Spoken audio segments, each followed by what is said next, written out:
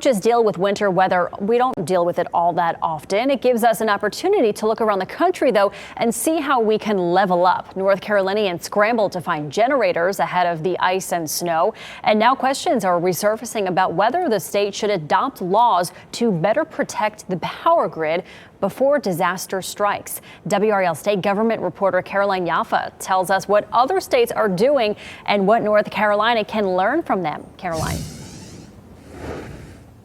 Yeah, this weekend storm helped to raise questions about how to protect the state's energy infrastructure. And the answers may lie in other states like Texas.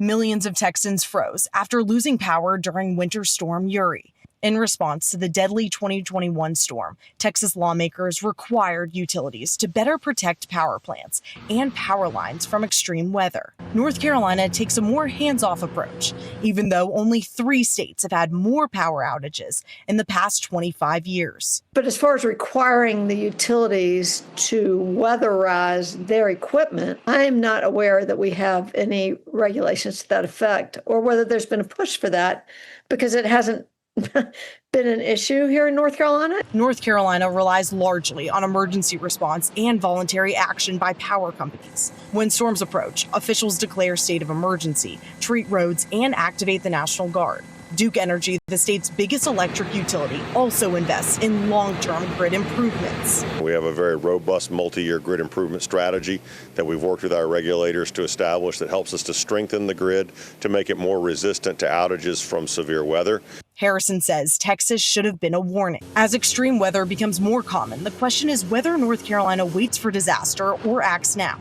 We reached out to Senate Leader Phil Berger and House Speaker Destin Hall and asked what new laws or measures should North Carolina adopt to better protect residents from future storms or natural disasters. And do you plan to push for that?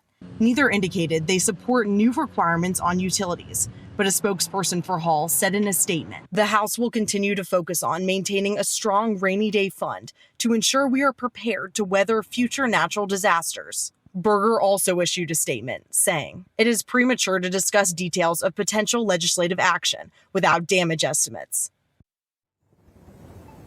Governor Josh Stein says he has faith in Duke, and he also told us that this storm reaffirmed that preparation is key and it can really make a difference in saving lives. State lawmakers are now expected to be back in Raleigh this spring. Live in Raleigh, Caroline Jaffa, WRAL News.